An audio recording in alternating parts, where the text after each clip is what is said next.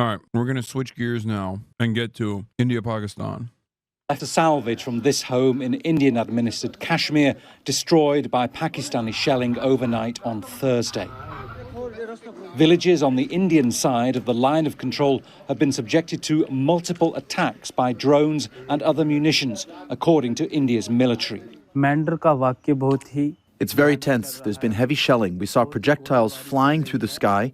We sheltered in our homes. It's the first time I've ever seen anything like this in my life. It was a horrible sight, and people in Jammu and Kashmir are frightened. India's army says Pakistani troops have been responsible for a series of ceasefire violations along the line of control.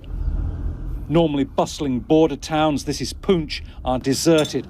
Residents have been told to stay in their homes. So the situation is quite serious. There are many loud sounds heard during the night. We just want peace and calm. If the governments sit together and resolve things through dialogue, that would be a good thing.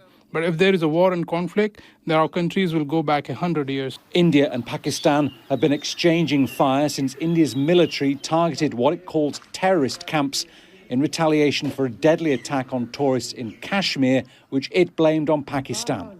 Islamabad has denied involvement. It's the worst confrontation.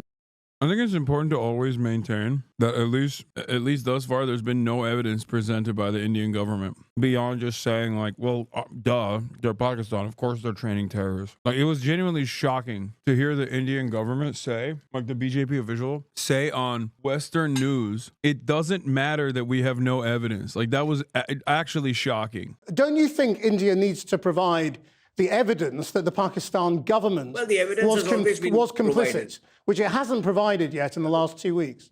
No, it doesn't matter. On Channel 4, you got the BJP foreign guy, the BJP like foreign minister guy coming out and just being like, it doesn't matter that we have no evidence that they're not, that Pakistan is not directly involved. They've been doing this to us for 30 years. I'm looking at this completely from the outside looking in. And one, India and a lot of India's supporters are behaving very similarly to Israel supporters. So that immediately makes me wonder what the dynamic looks like. And two, as an impartial observer from the outside, as is the case in these sorts of conflicts all the time, there's one party that will always escalate and one party that will demonstrate restraint. And it doesn't feel like India is the party that's demonstrating restraint. It's understandable to be frustrated in the aftermath of a terror attack, but it does feel like their retaliation here is even more violent and more escalatory than it was in like 11/26. Which was a far more consequential attack. So there has to be something else involved here. I don't know if it's the buildup. Yeah. During 26/11, a total of 175 people died and hundreds were injured. India responded through diplomacy with Pakistan. They provided Pakistan with evidence and Pakistan was forced to take action. It was literally India's 9/11 and the response was diplomacy. And now we're bombing mainland Pakistan without solid evidence. That's what I mean. How the were they more restrained after that? And that was direct. Is it simply organic buildup and resentment? And Modi constantly hitting the Muslims button over and over again. Ketty Spike, please do not compare us to a genocidal apartheid state.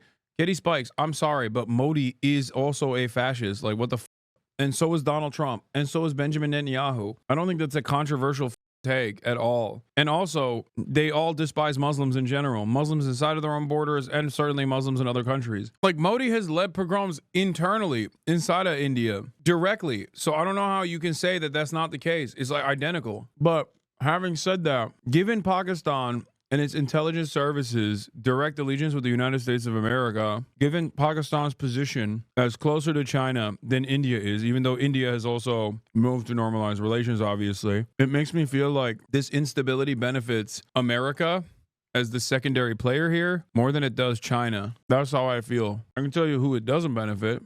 Civilians. This is one face of a spiraling conflict with many more. A window into a dangerous moment in an old dispute. India claims this is a terror base. Locals insist it's a mosque. What is happening right here? A civilian compound, they say, with schools and a seminary. This is the mosque main area. This is the main prayer hall. This is the court, central court of the mosque. And the missiles struck in the early hours of Wednesday morning in Marikhe, killing 3 men. Hansler said it felt like an earthquake. Lots of people had already vacated a week ago, so you feared that this was coming? Actually, the government of Pakistan thought that it could be possible that India could attack this place due to all that allegations and all that propaganda that this place is a terrorist camp. India has long believed this is the home of Lashkar-e-Taiba, a militant group designated as a terror organisation by the UN. But in recent years, the Pakistani government has taken control of the complex. India maintains it's targeting terrorist infrastructure in Pakistan. The government here flatly rejects that and denies any links to the attack on tourists in Kashmir that led to this. Islamabad, though, has for decades been accused of supporting and financing militants. Do you accept Pakistan has a terror issue? Pakistan is a victim of terrorism right now. Many here want to see a strong response.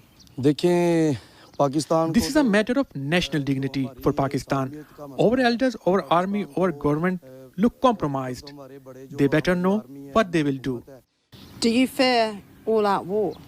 Yes, both countries are nuclear powers. We don't wish for war, but right now it looks like it might happen. Both countries still believe they're treading carefully, but passions are running high. And this time, the rest of the world seems far less involved. Cordelia Lynch, Sky News, Marikeh, Pakistan. New developments in the conflict between India and Pakistan. A Pakistani source says India launched another drone attack overnight. India has accused Pakistan of attacking it with drones. Major damage this morning near their disputed border in Kashmir. Listen to how Pakistan's ambassador to the U.S. described the recent violence between the two nations. Started by India, escalated by India. It's the third night. Pakistan has exercised its right to self-defense. I don't think India is behaving restrained at all. I'm gonna be honest. I'm not exactly the biggest fan of the Pakistani government either. Having said that, they are the party that is demonstrating restraint. It's nutty. Okay, I'll be honest. I did not think that they would hit inside of Pakistan. I thought they would hit inside of Kashmir territory, or at least show evidence and maybe conduct a joint military operation or something, or get the go-ahead from Pakistan to allow them to conduct a military operation inside of its borders. They came in with zero evidence, and they hit inside of Pakistan borders, not just in Kashmir controlled territory. And then they said this is restraint. We're showing restraint. India did after that, but it seemingly wasn't enough, and now they're going and going and going. I saw Asmongold was covering this, and if you don't cover this as equally after Indians who are frustrated at terrorist attacks will keep leaning away from peace. India's always favored peace in part because they didn't feel confident about defeating Pakistan. Now they do, so they're escalating. Yeah, except I already gave an example where Balochistan separatists conducting terror attacks or whatever in Pakistan. If Pakistan's retaliation was to just start striking India, I would say that's insane. You see what I mean? The funniest part about this is half the chat will be like, did you see the Pakistan Muslim terrorists did to the Hindus? And then the other half is like, well, you don't understand. This has nothing to do with Hindus versus Muslims, bro. All of India is united. The main military commander that speaks out for these campaigns is Muslim. You don't get it. I'm not even giving you, I know some chatters will say you're giving one-sided analysis, but if you want to see one-sided analysis, I suspect it's probably coming from Asmongold, who doesn't give a about either side at all, but automatically sides with India because it's more Israel coded, Israel adjacent, and also because they're killing Muslims, and he probably decides that it's brown Indian versus brown Indian Muslim. That's a third additional factor involved, so that's probably how he lands on whichever side he chooses to land on that issue. But yeah, I don't think it's just Hindutva fascism. Hindutva fascism, as Arun has talked about in the chat, and it's talked about over and over again, creates a false sense of unity. It turns into just straight up nationalism, Indian nationalism. This is a great example of this as well. Again, the problem with India regarding Kashmir and also Pakistan is Indian nationalism, not just Hindutva. Every big anti-Hindutva opposition party, from liberals to the communists, thinks the de facto military occupation of Kashmir is fine and the missile strikes on Pakistan are good. Yeah, the Communist Party of India has also, from what I've seen, taken a stance where they're supposed to be the opposition, but this time they're not. But it's interesting to see a lot of Indian chatters fall for the same line over and over again. Killing innocents in Poonch is restraint. Brother, is there ever a moment where I said Pakistan's decision making has been appropriate. I'm simply talking about action versus reaction. That's it. And in terms of action versus reaction, if India were to investigate the terror attacks, figure out who was directly responsible for it, maybe even figure out that there was Pakistani involvement from the state, and demand answers from the Pakistani state, and demand answers, and also demand a military operation within the Pakistani borders, an operation that was conducted that was professionally executed, that actually limited the civilian casualties instead of erroneously striking fucking mosques and shit, then yeah, that would be an appropriate and valid countermeasure against the terror attack that took place. That is precisely what happened after 11/26, as far as I understand, and that was a far more consequential and far bloodier affair overall. So the question I have for you right now is, why the is India not responding in the same way that they did back then? Why is it so much? Why is it that seemingly the appetite for death and destruction from Indian society, as you said, united, okay, has gotten way more aggressive? That's something that I worry about. India had Gandhi. It's the country of peace and harmony. Asmongold had a fairly balanced take. Dude, Asmongold would literally laugh at you being ethnically cleansed if you're Indian, okay? He thinks brown people are inferior. What the f are you talking about? He just doesn't give a shit, but he is like seemingly siding with you, and that doesn't trigger any fucking alarm bells in your mind, okay? Jesus Christ. I mean, I don't even know that much about India versus Pakistan, but what the fuck does Asmongold know about India versus Pakistan? Holy shit. Look at the thumbnail of his last video. JD Vance, India, Pakistan is none of our business. Yeah. Pakistan Prime Minister just embarrassed himself on live TV. What actually happened in India? Muslim. Yeah, I wonder why people are looking at this and going, Asmongold has a really balanced take on this. It's two brown countries killing one another. The only reason why he's seemingly taken aside is because one of the brown guys is also Muslim on top of that. Can we blame this on Trump? Dude, how do you think this happened? JD Vance is literally the fucking Antichrist. He visited India, and then the Kashmir attack happened while he was visiting India. This is directly Donald Trump's fault. He said no more conflict around the planet. He said he was going to solve the situation with Russia and Ukraine. Day one. He said he was going to solve the situation with Israel, Palestine. Day one. We're now day 110. None of that has been solved. As a matter of fact, it's only escalated. And also on top of that, he sent his envoy, J.D. Vance, to first assassinate the former pope and put an American pope in charge, and then go to India, and death follows him everywhere he goes, obviously. So then that happened. So now he's directly responsible for India, Pakistan, two nuclear nations. Things are just getting worse and worse. We want this thing to de-escalate as quickly as possible. We can't control these countries, though. Fundamentally, India has its gripes with Pakistan. Pakistan has responded to India. What we can do is try to encourage these folks to de-escalate a little. Bro, not only did he do it because he was there, but his wife is also Indian, no? That's crazy. Like, him saying that is bold, dude. I feel like if I'm your father-in-law and you say that, if I'm your father-in-law and I'm like invested in Turkey in some way, shape, or form, and you came out and said some shit like that, I'll smack the fuck out of you, bro. I'd be giving you a call. I'd be giving you a fucking call real quick. Be like, what the fuck do you mean it's not our business? Say Pakistan is the enemy right now, dude. The fuck? A little bit, but we're not going to get involved in the middle of war that's fundamentally none of our business. How concerned are you that this thing is just going to start to escalate? Oh, no. Let me Anonymous. point out Pakistani government. Give this 100 Pakistan's sponsored terror group's attack on civilians in Pahalgam on 22nd April. You know, our response thereafter was precise, targeted, reasonable, and moderate. It was focused principally and solely on terrorist infrastructure. We did not strike the Pakistani military establishment. We did not strike national infrastructure. And we made... This is literally Israel, dude. The Turk is proud of his own creation. That's the real secret. Behind Pakistan is Turkey. Pakistan is behind the media, but you know who's behind Pakistan? Recep Tayyip Erdogan, baby. Adolf Turkler. Adolf Turkoğlu. Made abundantly clear, including in the briefing that was given yesterday morning by our permanent secretary, our foreign secretary, and by military officers, that the object of this exercise was clearly to avoid military escalation. The fact was actually acknowledged in a left-handed way, of course, by the Pakistani side in terms of their own statements, official statements, which said that the airspace hadn't been violated and that, no military establishments were attacked.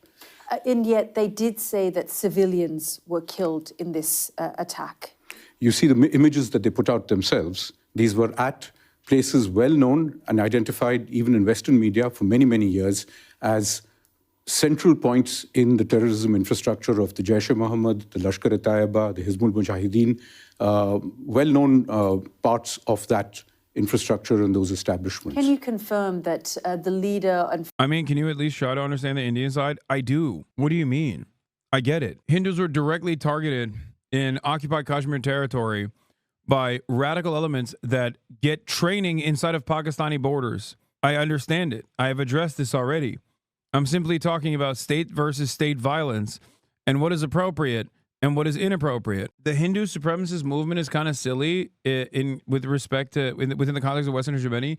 Dude, it's not. There are so many Indians, bro. It's actually not like that at all. It's actually pretty fucking severe over there. It's unironically like Western elitist, Western chauvinist attitudes that somehow belittles like India and Indian fascism, because we're just like, oh, they're over there. When they come here, they're like second-class citizens. Who gives a lol? It's this weird white supremacist attitude that we have towards a nuclear nation with billions of fucking people in it that have grown this like incredibly unstable fascist movement that in times of terror attacks like this one basically unite the different factions of the fucking government, and it makes it a billion-man strong fascist army. That's terrifying. The founder of Jaish-e-Mohammed's family members were killed in this strike? Well, they put it out on their own social media. This is not us confirming. It is on well-known... Yeah, bro, that's his family, dumbass. We already know this from day one. BBC reported on it too. Social media handles of the group. Hi, Commissioner. I want to ask you about Chinese-made Pakistani fighter jet planes that say they shot down at least 2 Indian military aircraft on Wednesday. What is your reaction? You're viewing a few new haters of this one.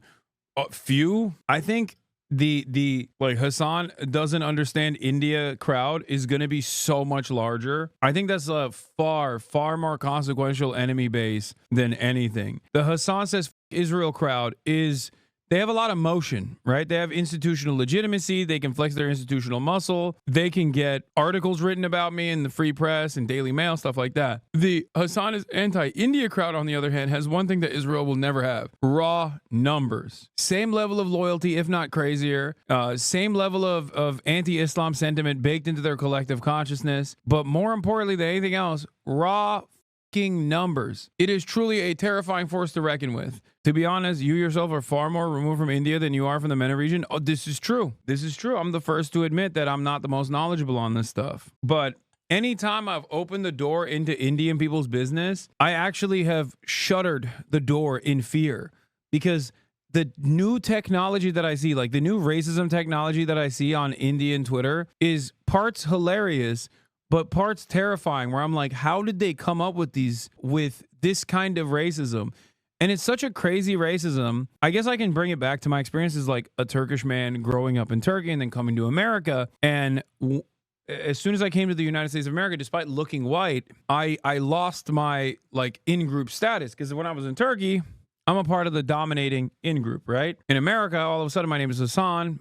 Post 9/11 America, I'm going to experience some levels of stereotyping, a little bit of bigotry, all that stuff. So I understand how Indians operate in the way that, like, if they are the upper caste in India and then they come to the United States of America, they carry over that supremacist attitude here, and they can't even contend with why Americans don't see them as such. Like, they don't understand from the American's perspective.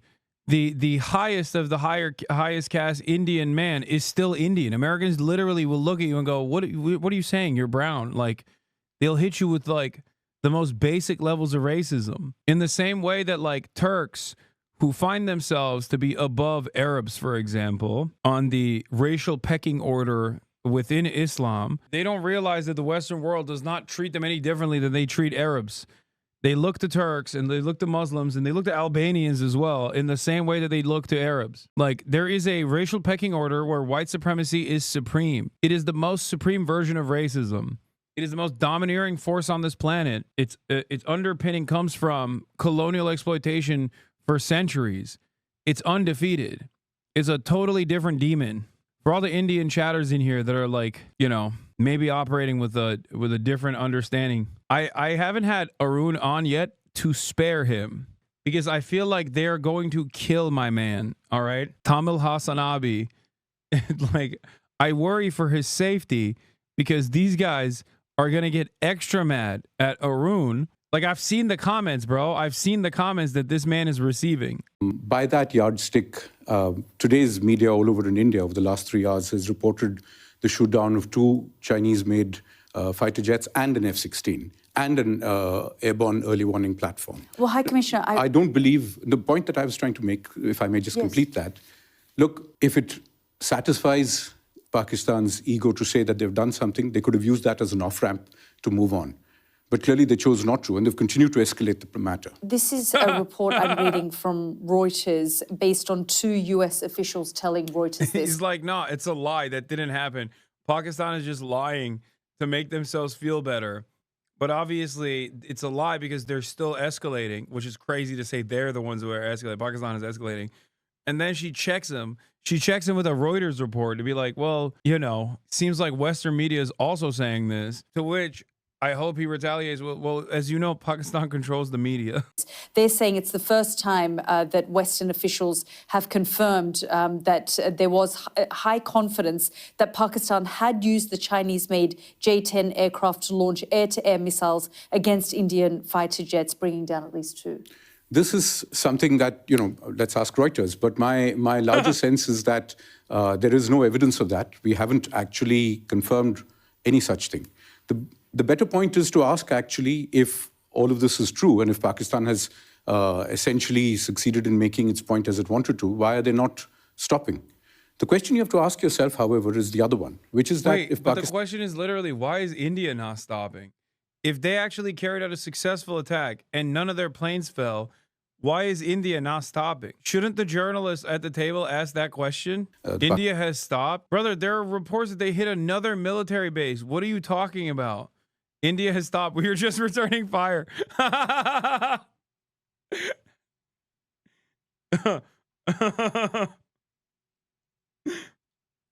Okay, so India hasn't stopped. I like that every party involved is like, no, you don't understand. We're retaliating. Like, Pakistan's like, no, you don't get it. We're retaliating. India's like, no, you don't get it. We're retaliating. Pakistan High Commissioner said here yesterday, what are they retaliating about? They're retaliating against attacks on terrorism infrastructure. So what does that tell you of their relationship with the terror groups? Well, they're saying that they're distancing themselves completely from Pahalgam, and they're saying they had nothing to do with it. They've said that they've asked for an investigation, and India has refused an international investigation that they were happy to cooperate in. Well, this is a story we've heard multiple times before. In 2016, after the... In the coming days, you should invite someone more knowledgeable on the subject. I have. You're just not going to like it. And after this video is over, I will, once again. You're just not going to like what he's going to say. I'm just letting you know ahead of time. We offered them an unprecedented amount of access to an Indian Air Force base, which had been attacked at Pathankot. Chad is like, dude, you don't understand. India's not actually attacking. They're just retaliating. Pakistan military spokesperson says Indian airplanes fired missiles on an airbase in Rawalpindi. He adds that multiple military bases were targeted by Indian missiles. But that's just retaliation, dude. You don't get it. And then everybody points to the Pakistani defense minister admitting to harboring terrorists. I know, man. I saw that too. I know. And I know what he was talking about, okay? I've covered it extensively. Some might even say part of my America Deserved 9/11 actually is directly what he's talking about. Frankly, each time, if you go all the way back to 2008 to the Mumbai terror attacks, where a substantial amount of information and material evidence was provided to the world and to Pakistan, who made the same generous offer of cooperation. One of the funniest things out of all of this has been to see all of the Defend the West white supremacist accounts all posting so aggressively about India. How did that happen? So many of the Defend the West, Greek statue avatar, white supremacist accounts all of a sudden are incredible experts that seemingly always align with India. I don't know why. I don't know how that happened, but I'm seeing so much of it. All the pro-Israel accounts that are also white supremacist accounts that are like, we got to defend the West from Muslim invasion. Every single one of them is posting about India right now. I mean, I just want to come back to this point on the Indian military aircraft. I know India is not confirming this situation. There are now Western officials coming out. The French have said that they have an understanding that the aircraft, the Rafale that India has been hit. Are you concerned that you're going to continue to have this kind of loss? I don't think so. I feel like she's egging him on. She's like, come on. Yo, they fucking your shit up right now, fam. They got them Chinese missiles coming out the wazoo. She's like, bro, they are fucking up the Indian Air Force real bad. What do you have to say to this? He's actually pretty reserved, for the record, all things considered, you know? So, what is the purpose? First of all, we don't know if this has happened. But as a famous British admiral once said, the purpose of military infrastructure and hardware is for it to be used, right?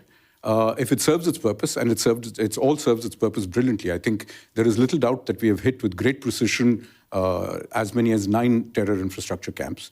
We have shown we have the capacity to hit with surgical precision at individual buildings within the terror camps. What we are then signaling is we have the capacity, if Pakistan escalates it, we have the capacity to really punish them harder. High Commissioner, I just have a minute left, but I've spoken to a retired general who in Pakistan who referenced India funding and backing the Baluch Liberation Army. They've said that they have done that for years, and when I asked him about Masood Azhar, he said, well, their family members were targeted. Should we be doing the same to, the high-level militants from the BLA, the Baluch Liberation Army, that are seen and operate within Delhi? Well, look, let me show you this photograph of yesterday, I believe it is, to your viewers. This person here is a sanctioned terrorist under the American sanctions regime. His name is Hafiz Abdur Rauf. He's a brother of the founder of the terrorist groups that you're mentioning. Look who's behind him, Pakistani military. Look at the coffins there. They have the Pakistani national flag. If you're going to be giving terrorists state funerals, what does that make of your... I just realized this guy is the chatter. This guy is the chatter. He dropped every talking point that the chatter's been blasting. Oh my God. Yo, we got fucking... Dude, that's kind of sick. That's kind of sick. Are you him? Yeah, notice how he didn't respond to the...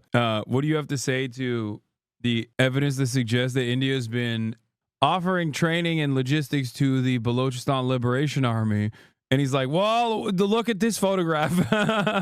That's pretty sick. It's better your big brain stay out of this conflict. I don't know who the dude is, and I don't know what the context is, but what I do know is he did not respond to the question, because the question has nothing to do with whether or not Pakistan is allowing fundamentalists to exist and to even train within its borders. That is true. We know that is true. The question is what you do about it. This is precisely the reason why I kept saying, like, okay, well, there's Balochistan separatists that India has offered training to. Like, is it okay if Pakistan strikes India? And when I ask that question to people, not funny, no funny, also truth is same. We are not doing that. We're not funding them. Just people of India are sympathetic to BLA. Okay. Well, then people of Pakistan are sympathetic to those guys, okay? What do you mean? What is happening here? Yeah, the Pakistani military is sympathetic to that guy, and the Indian government is... Wait, what the... Retired Indian Major General Bakshi, India is a nuclear power. We can blast the hell out of Turkey if we want. That India is a nuclear power. India is a space power. Yeah. We can blast the hell out of Turkey if required. Yeah. Turkey has... Yo, chill. Hey, yo. Bro, brother, hey, man, Indian politics is awesome. Indian politics is so crazy with it. He said we can blast the hell out of Turkey with our nukes. Okay, bro, Benchod. Misbehaving for quite some time. For misbehaving. They recruited Erdogan, and you forget that India is a nuclear power. Uh-oh, they know. They know Pakistan is Turkish. Pakistan has used this as a means of subcritical warfare against India. If the international community really wants to be able to look at this and worry about it, the simple solution is to tell Pakistan it has an opportunity for an off-ramp. These are things that the world should have compelled Pakistan to do. So what, like India doesn't have an off-ramp? Like, I don't understand. No off-ramps for India. It's Pakistan. 30 years ago, and to compel them to implement their promises about taking down this infrastructure. It has not done so. We can't verify these images ourselves, and this is part of one of the problems, High Commissioner, that both sides, there's a lot of information coming out, but independent journalists, foreign journalists are not being given access. The Pakistanis have said to me, you're free to come to the sites that have been targeted, and we can take you to the line of control as well with the military to show you what's been hit and targeted. And in the same way, the information that we find... Why do you completely ignore the photo he showed? What? Because it had nothing to do with the answer. Also, why are you getting mad at me? She has an even worse response than me. She literally goes, we can't verify what that photo is. You just like showed me a photo. What am I supposed to do with this? All right, we're going to have Arun on now so that you guys can yell at an Indian dude instead of me, because I'm sick and tired of you yelling at me, okay?